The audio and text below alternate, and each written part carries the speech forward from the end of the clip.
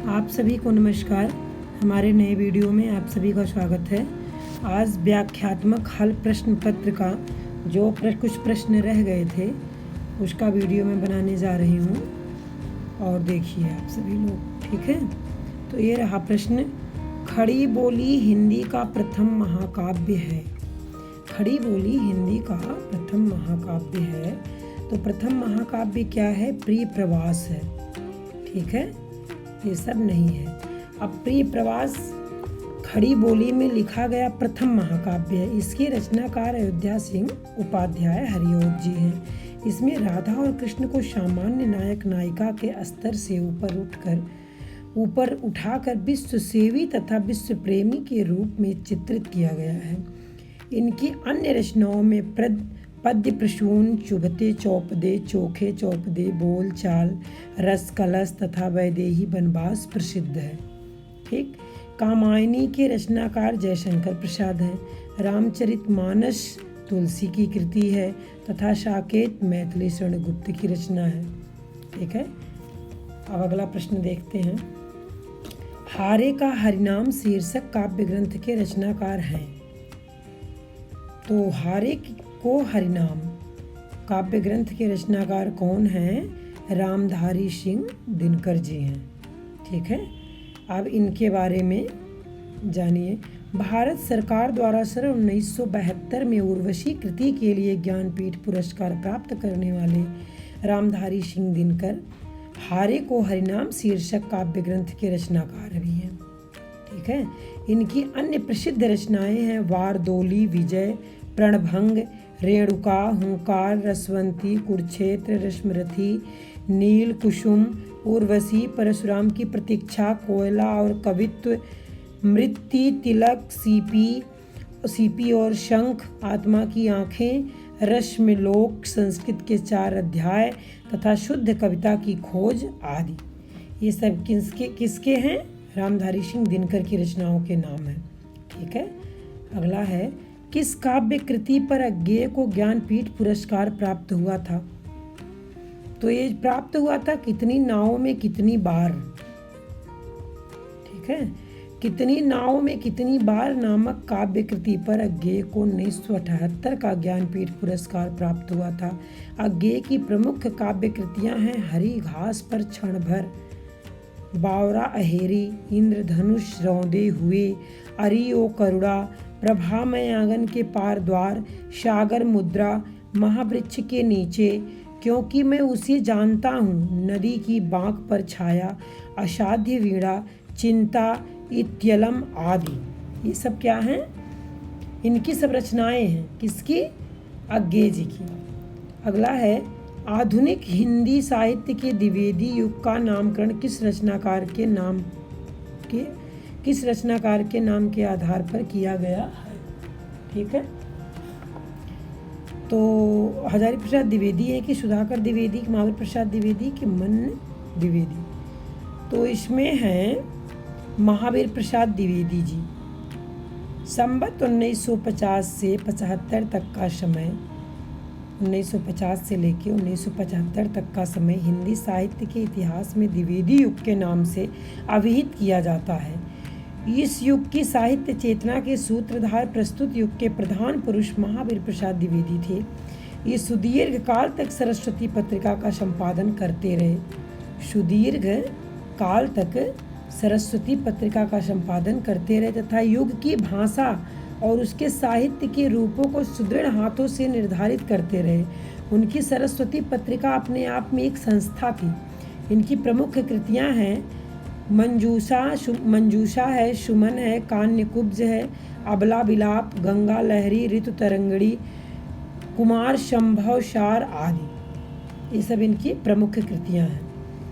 अब अगला है, राग दरबारी के रचनाकार का नाम है। राग दरबारी के रचनाकार का क्या नाम है? श्रीलाल शुक्ल जी हैं, ठीक है।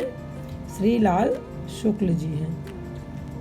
श्रीलाल शुक्ल की व्यंग्यात्मक कृति राग दरबारी राजनीति पर कटाक्ष करने वाली कृति है। अज्ञातवास व आदमी का जहर इनके अन्य उपन्यास हैं। मोहन राकेश द्वारा रचित उपन्यास न आने वाला कल, अंधेरे बंद कमरे तथा अंतराल आधुनिकता से अधिक प्रभावित है। हरिशंकर परसाई द्वारा लिखित उपन्यास रानी नागमती की कहानी है। ठीक है, ये हरिशंकर परसाई जी द्वारा जो लिखा गया है वो रानी नागमती की कहानी है। अगला है, निम्नलिखित में से कौन सा शब्द हवा का पर्यायवाची नहीं है? निम्नलिखित में से कौन सा शब्द जो है इसमें वो हवा का पर्यायवाची नहीं है? तो अनल, ये हवा का पर्यायवाची नहीं है। अनल शब्द अग्नि का पर्यायवाची है। अनल शब्द क्या है? अग्नि का पर्यायवाची है। अनल के अन्य पर्यायवाची शब्द हैं आग, पावक, दौ, धूमकेतु, धनंजय, जातदेव, हुताशन, वैश्वानर, ज्वाला, वायुसुख, दहन, ज्वलन, कृशाणु, रोहिताशव, वहीन आदि। ये सब क्या है? ये अग्नि की जो है पर्यायवाची है। ठीक है, जबकि मारुत, अनिल, पवन हवा के पर्यायवाची हैं। मारुत, अनिल, पवन ये सब हवा के पर्यायवाची। हवा के अन्य पर्यायवाची शब्द हैं वायु, समीर, प्रकंपन, समीरण, व्यार, वात, प्रभंजन, प्राण, पौमान, नभप्राण तथा मृगवाहन आदि। अगला प्रश्न है, मूक का विलोम शब्द है। मूक का विलोम शब्द क्या है? वाचाल है। ठीक है, मूक का विलोम शब्द वाचाल है। अगला है, बाणभट्ट की आत्मकथा है। बाणभट्ट की आत्मकथा है तो क्या है इसमें? बाणभट्ट की आत्मकथा एक उपन्यास है।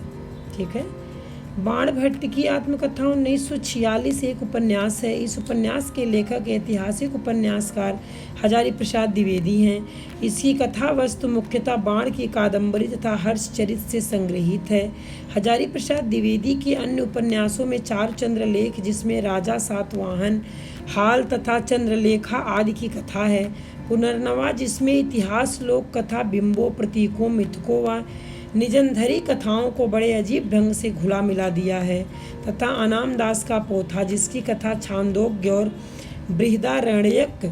बृहदारण्यक उपनिषदों में विद्यमान है। अगला प्रश्न है, निम्नलिखित में से किस कवि ने सिर्फ अवधी भाषा में ही रचना की है? तो ये जायसी जी ने की है। ठीक है, जायसी ने अपनी रचनाओं में ठेठ अवधी का पूर्वीपन को अपनाया है। उन्होंने अवधी भाषा का इतना सफल प्रयोग किया है कि वे कदाचित हिंदी के अमर ग्रंथ रामचरितमानस के कर्ता तुलसी के भी इस दिशा में पथ प्रदर्शक कहे जा सकते हैं।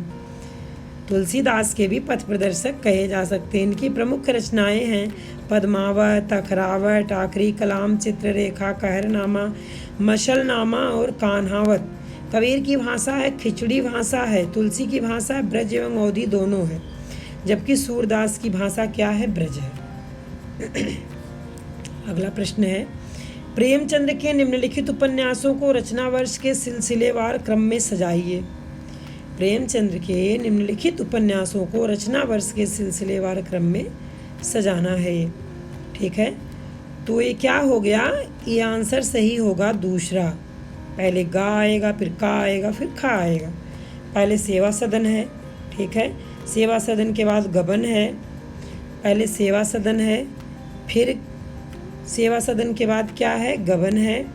फिर गबन के बाद क्या है? गोदान है। ठीक है, तो सेवा सदन 1918 का प्रकाशन न केवल प्रेमचंद्र 1880 से 1936 के साहित्यिक जीवन की वरन हिंदी उपन्यास का भी महत्वपूर्ण घटना थी इसमें। ठीक है, प्रेमचंद्र ने गबन की रचना 1931 में तथा गोदान की रचना 1935 में की थी।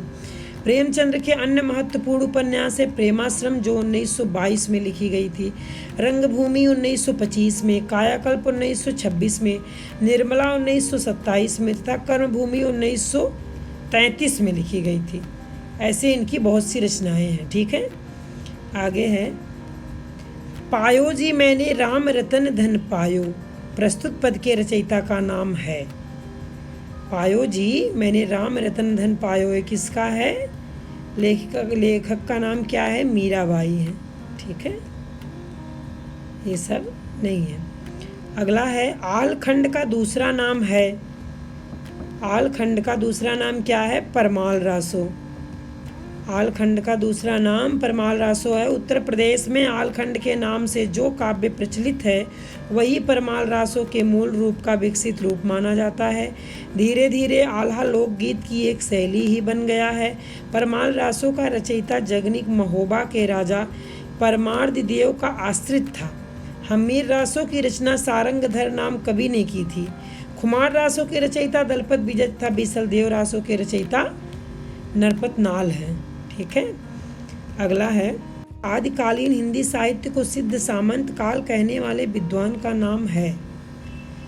तो सिद्ध सामंत काल कहने वाले विद्वान का नाम है राहुल सांकृत्यायन जी। ठीक है, आदिकालीन हिंदी साहित्य को सिद्ध सामंत काल कहने वाले विद्वान राहुल सांकृत्यायन है। विश्वनाथ प्रसाद मिश्र ने आदिकाल को वीरकाल की संज्ञा दी है। डॉक्टर रामकुमार वर्मा ने आदिकाल के संधिकाल एवं चारणकाल की संज्ञा दी है, जबकि महावीर प्रसाद द्विवेदी ने इसे बीजोपान काल की संज्ञा दी है। इसे बीजोपन काल की संज्ञा प्रदान की है। ठीक है, अगला प्रश्न है जगदीश शब्द की सही संधि क्या होगी? जगदीश शब्द की सही संधि क्या होगी? तो जगदीश शब्द की सही संधि है जगत धन ईश। ठीक है, जगदीश शब्द की सही संधि जगत धन ईश होगी। जिन दो वर्णों में संधि होती है उनमें से पहला वर्ण यदि व्यंजन हो और दूसरा वर्ण व्यंजन अथवा स्वर हो तो जो विकार होगा उसे व्यंजन संधि कहते हैं। आया समझ में? अगला है एक भारतीय आत्मा किस कवि का उपनाम था? एक भारतीय आत्मा किस कवि का उपनाम था? तो ये माखनलाल चतुर्वेदी जी का उपनाम था। ठीक है, तो हिंदी कविता में राष्ट्रीय भावना का जयघोष करने वाले कवियों में माखनलाल चतुर्वेदी एक भारतीय आत्मा के नाम से विख्यात हैं। बहुत समय तक इन्होंने प्रताप और प्रभा नामक पत्रों का संपादन भी किया। ये खंडवा से प्रकाशित होने वाले कर्मवीर नामक पत्र के संपादक भी रहे थे। इनकी प्रसिद्ध रचनाएं हैं हिम तरंगिणी, हिम किरीटनी, युगचारण, समर्पण और माता। इन्हें हिम किरीटनी संग्रह पर हिंदी साहित्य सम्मेलन से सन 1954 में सर्वश्रेष्ठ काव्य कृति के रूप साहित्य अकादमी की ओर से 5000 रुपये का पुरस्कार मिला था। ठीक, अगला है संशय की एक रात के लेखक हैं। संशय की एक रात के लेखक हैं नरेश मेहता जी।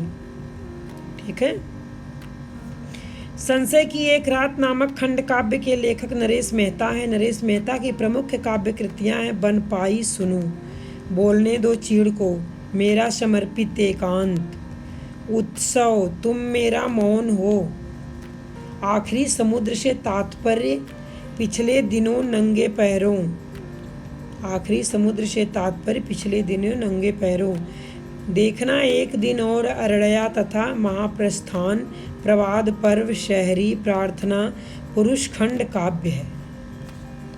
पुरुष खंड काव्य है। ठीक है, अगला प्रश्न है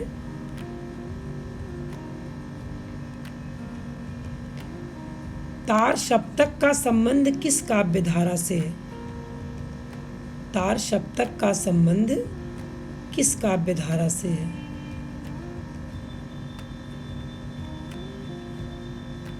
ये प्रश्न छूट गया था, इसको भी मैं कर लेती हूँ पहले। निम्नलिखित में से कौन सी बोली पश्चिमी हिंदी के अंतर्गत नहीं पड़ती है? निम्नलिखित में से कौन सी बोली पश्चिमी हिंदी के अंतर्गत नहीं पड़ती है? तो ये जो है अवधी नहीं पड़ती है। ठीक है, और सब पड़ती है। अवधी बोली पूर्वी हिंदी के अंतर्गत आती है या मुख्य रूप से उत्तर प्रदेश में बोली जाती है। पूर्वी हिंदी के अन्य बोलियों में बघेली मध्य प्रदेश में, पूर्वी हिंदी के अन्य बोलियों में बघेली मध्य प्रदेश में तथा छत्तीसगढ़ी मध्य प्रदेश एवं छत्तीसगढ़ में बोली जाती है। पश्चिमी हिंदी के अंतर्गत आने वाली बोलियां हैं कौरवी, खड़ी बोली, हरियाणवी, वांगरू, दक्षिणी ब्रजभाषा, बुंदेली। हरियाणवी को क्या कहते हैं? वांगरू भी कहते हैं। ठीक है, बुंदेली तथा कन्नौजी। अगला प्रश्न है अधिकांश साहित्य इतिहासकारों के अनुसार हिंदी के प्रथम कवि हैं। तो प्रथम कवि कौन है? सरहपाद। ठीक है, प्रथम कवि सरपाद है। अधिकांश साहित्यकारों के अनुसार हिंदी के प्रथम कवि का नाम है सरपाद। डॉक्टर नगेंद्र द्वारा संपादित हिंदी साहित्य का इतिहास में सरपाद को हिंदी का पहला कवि स्वीकार किया गया है। राहुल सांकृत्यायन ने 7वीं शताब्दी के सरपाद को हिंदी का प्रथम कवि स्वीकार किया है। सरपाद ने दोहा और पदों की शैली अपनी कविता में अपनाई है। यह शैली बाद के सभी हिंदी कवियों ने परंपरा के रूप में अपनाई है। हिंदी मुक्तक काव्य में दोहा सबसे अधिक प्रिय छंद रहा है। अतः सभी दृष्टियों से सरपाद को हिंदी का प्रथम कवि माना जा सकता है। सभी दृष्टि से हिंदी का प्रथम कवि सरपाद को मानते हैं। ठीक है, खड़ी बोली हिंदी में सर्वप्रथम रचना करने वाले कवि का नाम क्या है? तो कवि का नाम है अमीर खुसरो। अमीर खुसरो है इनका नाम। ठीक है, ये सब नहीं है। अमीर खुसरो की खड़ी बोली हिंदी का प्रथम कवि स्वीकार किया गया है। हिंदी का प्रथम कवि स्वीकार किया गया है। कहाँ चला गया? खड़ी बोली हिंदी में सर्वप्रथम रचना करने वाले कवि का नाम क्या है? अमीर खुसरो है।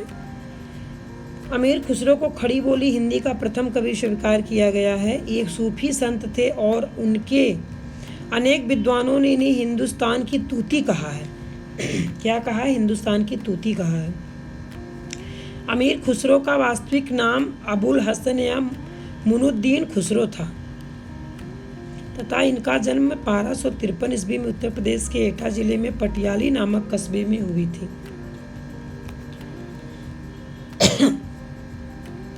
ये निजामुद्दीन औलिया के शिष्य थे। हिंदी में खुसरो के 3 रचनाएं मानी जाती हैं: खालिक बारी, हालात-ए कन्हैया और नजरान-ए हिंदी। लेकिन इनमें से खालिक बारी ही उपलब्ध है।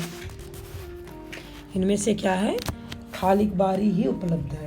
ठीक है, अब अगला प्रश्न देखते हैं।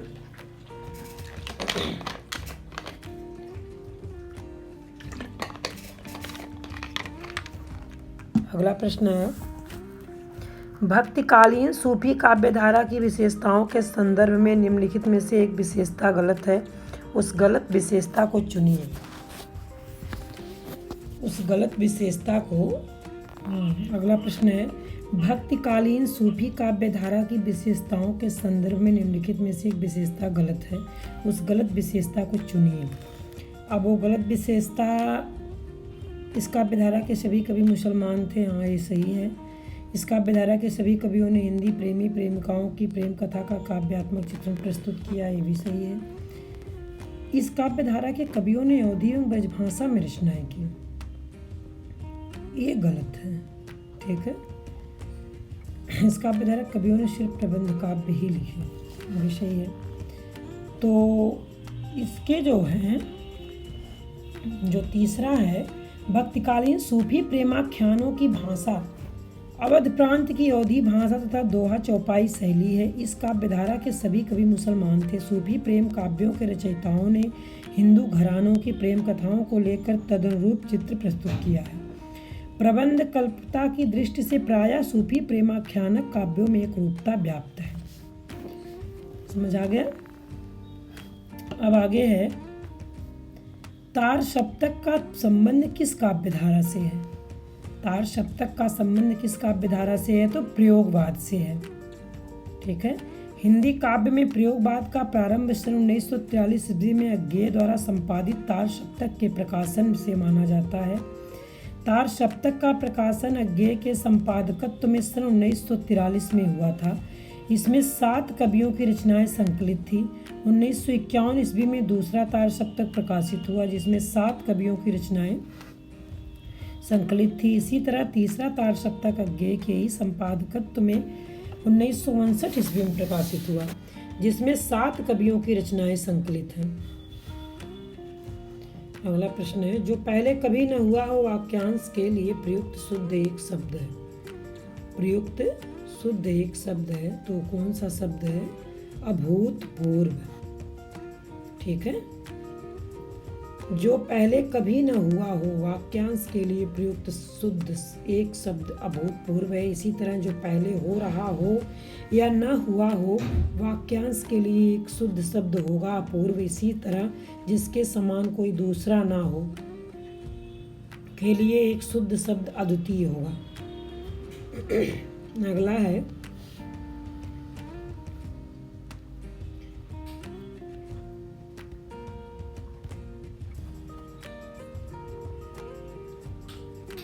अगला प्रश्न है, हिंदी में प्रयुक्त शब्द बाल्टी शब्द भंडार की दृष्टि से किस तरह का शब्द है? बाल्टी शब्द भंडार की दृष्टि से किस तरह का शब्द है? तो ये विदेशज शब्द है। ठीक है, तद्भव तत्सम देशज नहीं है। निम्नलिखित में से कौन भरत मुनि के रस सूत्र का एक व्याख्याकार नहीं है? क्षेमेंद्र नहीं है। ठीक है, और सब है। क्षेमेंद्र अभिनव गुप्त के शिष्य थे, ध्वनिवादी थे और औचित्य की महनीय स्थान दिया। औचित्य को उन्होंने साहित्य शास्त्र में व्यवस्थित रूप अवश्य दिया, लेकिन उसके वे उर्दू भावक नहीं थे। भरत मुनि का रस सूत्र है विभावा अनुभव व्यभिचारी संयोगा दृष्ट निष्पत्ति। ये भरत मुनि का रस सूत्र है। भरत मुनि के रस सूत्र के प्रमुख व्याख्याकार हैं भट्ट लोलट, 9वीं शताब्दी शंकुक, 9वीं शताब्दी भट्टनायक, 11वीं शताब्दी और अभिनव गुप्त 11वीं शताब्दी के द्वारा क्रमशः मीमांसा न्याय सांख्य और शैव दर्शन के आलोक में की गई, जो उत्पत्तिवाद, अनुमितवाद, मुक्तिवाद और अभिव्यक्तिवाद नाम से विख्यात है। ठीक है, इतने नामों से विख्यात है। कालिदास की रचना रघुवंशम है। कालिदास की रचना रघुवंशम है। तो ये क्या है? ये खंड काव्य, एक मुक्त काव्य, एक गीत काव्य है। ये एक महाकाव्य है। ठीक है, अगला है रस। बनारसी दास जैन ने लिखी थी। बनारसी दास जैन ने लिखी थी तो क्या लिखी थी? हिंदी की पहली आत्मकथा लिखी थी। ठीक है, हिंदी में आत्मकथा विधा का आरंभ बनारसी दास जैन की पद्यात्मक रचना अर्धकथानक 1641 से होता है। अर्थात बनारसी दास जैन ने हिंदी की पहली आत्मकथा लिखी। हिंदी जीवनी लेखन का प्रारंभ भारतेंदु हरिश्चंद्र के समय से होता है। हिंदी की पहली कहानी किशोरीलाल गोस्वामी द्वारा रचित इंदुमती है, जो 1900 ईस्वी में सरस्वती में प्रकाशित हुई थी। इंदुमती 1900 ईस्वी में सरस्वती पत्रिका में प्रकाशित हुई थी। जयशंकर प्रसाद द्वारा करुणालय के हिंदी का प्रथम गीत नाट्य काव्य नाटिका माना जाता है। ठीक है, अगला प्रश्न है, जिस काव्य पंक्ति में प्रयुक्त किसी एक ही शब्द के एक से अधिक अर्थ हो उस पंक्ति में अलंकार है। यहाँ लिपिति जयशंकर प्रसाद द्वारा, लिपिति एक गलत शब्द है। हाँ, अगला देखते हैं, आप लोग देख लीजिएगा उसको क्या है। जिस काव्य में पंक्ति में प्रयुक्त किसी एक ही शब्द के एक से अधिक अर्थ हो उस पंक्ति में अलंकार होता है। क्या, कौन सा अलंकार होता है? श्लेष अलंकार होता है। ठीक है, जब पंक्ति में एक ही शब्द के अनेक अर्थ होते हैं तब वहाँ श्लेष अलंकार होता है। जहाँ उपमेय को उपमान का रूप मान लिया जाए वहाँ रूपक अलंकार होता है। जहाँ एक शब्द की आवृत्ति 2 या 2 से अधिक बार होती है परंतु उनके अर्थ अलग अलग होते हैं वहाँ यमक अलंकार होता है। जहाँ पर वर्णों की आवृत्ति होती है वहाँ अनुप्रास अलंकार होता है। जहाँ पर वर्णों की आवृत्ति होती है वहाँ क्या होता है? अनुप्रास अलंकार होता है। अगला है, आचार्य रामचंद्र शुक्ल ने किस कवि को कठिन काव्य का प्रेत कहा है? रामचंद्र शुक्ल ने किस कवि को कठिन काव्य का प्रेत कहा है? तो केशवदास जी को कहा है। ठीक है, केशवदास जी को। आचार्य रामचंद्र शुक्ल ने केशवदास को कठिन काव्य का प्रेत कहा तथा यह भी कहा है कि उन्हें कभी हृदय नहीं मिला था। केशव को वेदांतवादी मिश्र कहा जाता है। इनकी मुख्य रचनाएं हैं रामचंद्रिका, रसिक प्रिया, कवि प्रिया, विज्ञान गीता, वीर सिंह देव चरित, रतन बावनी, जहांगीर, जस चंद्रिका और छंदमाला, ये इनकी रचनाएं हैं। आगे है, वाक्यम रसात्मकम काव्यम। काव्य परिभाषा के प्रस्तोता हैं। वाक्यम रसात्मकम काव्यम, काव्य परिभाषा के प्रस्तोता कौन है? तो काव्य परिभाषा के प्रस्तोता हैं आचार्य विश्वनाथ जी। ठीक है, आचार्य विश्वनाथ ने काव्य को इस प्रकार परिभाषित किया है, वाक्यम रसात्मकम काव्यम, साहित्य दर्पण, इसमें काव्य की रसात्मकता पर बल है और वाक्य को काव्य कहा गया है, जबकि अब तक शब्दार्थ को काव्य कहा गया है। आचार्य जगन्नाथ का काव्य लक्षण है रमणीयार्थ प्रतिपादकः शब्द काव्यम। रस गंगाधर भामा का काव्य लक्षण है शब्दार्थों सहितो काव्य मगध पद्यम च तद्विधा। दंडी का काव्य लक्षण है शरीरम तावदृष्टर्थ व्यवच्छिन्ना पदावली। ठीक है, ये सब किसका है? आचार्य विश्वनाथ जी का है। ठीक है, आगे देखते हैं। रसों के संचारी भावों की कुल संख्या होती है तो 33 मानी गई है। ठीक है, 33 होती है। संचारी भावों की संख्या 33 निर्धारित की गई है भरत मुनि द्वारा दी गई सूची के अनुसार। वे इस प्रकार है: निर्वेद, ग्लान, शंका, असूया, मद, श्रम, आलस्य, दैन्य, चिंता, मोह, स्मृति, धृति, व्रीड़ा, चपलता, हर्ष, आवेग, जड़ता, गर्व, विषाद और सुख, निद्रा, अपस्मार, विबोध, अमर्ष, औहित्य, उग्रता, मति, व्याधि, उन्माद, मरण, त्रास, वितर्क, स्वप्न। ये सब 33 रसों की संख्याओं का नाम है। ठीक है, अब है संस्कृत के किस कवि ने एको रस करुण एक कहकर करुण रस को रसराज घोषित किया? संस्कृत के किस कवि ने एको रस करुण एव कहकर करुण रस को रसराज घोषित किया है? तो ये भवभूति, ठीक है, भवभूति जी को घोषित किया है। परमाल रासो काव्य कृति के कवि का नाम है जगनिक। ठीक है, परमाल रासो या आलखंड नामक काव्य कृति के कवि जगनिक हैं। जगनिक कालिंजर के राजा परमादिदेव के दरबारी कवि थे। हम्मीर रासों के विषय में प्रसिद्ध है कि आयुर्वेद के प्रसिद्ध ग्रंथ सारंगधर पद्धति के रचयिता सारंगधर ने ही हम्मीर रासो नामक वीर रस के काव्य का प्रणयन किया है। अगला है पितृ शब्द के प्रथमा बहुवचन का रूप है। पितृ शब्द के प्रथमा बहुवचन का रूप है पितरः। ये जो है पितरः होगा। ठीक है, तीसरा सही है। नीलोत्पल शब्द में समास है। नीलोत्पल शब्द में समास है कौन सा? कर्मधारय समास है। नीलोत्पल शब्द में समास कर्मधारय है जिसका विग्रह नीला है जो उत्पल होता है। जिस समास के दोनों पदों में विशेष से विशेषण या उपमेय उपमान संबंध हो तथा दोनों पदों में एक ही कारक की विभक्ति आए उसे कर्मधारय समास कहते हैं। अन्य पद प्रधान समास के बहुव्रीहि समास कहते हैं। जिस समास में पहला पद प्रधान होता था समस्त पद अव्यय का काम करता है उसे अव्ययी भाव समास कहते हैं। जिस समास में दूसरा पद प्रधान होता था विभक्ति चिन्हों का लोप हो जाता है उसे तत्पुरुष समास कहते हैं। ठीक है, लास्ट प्रश्न है निम्नलिखित में से स्त्रीलिंग शब्द को चुनिए। तो इसमें धुआं नहीं है, बत्ता भी नहीं है, धावा भी नहीं है। तो इसमें क्या है? स्त्रीलिंग शब्द है संध्या। ठीक है, ये सब नहीं है। ठीक।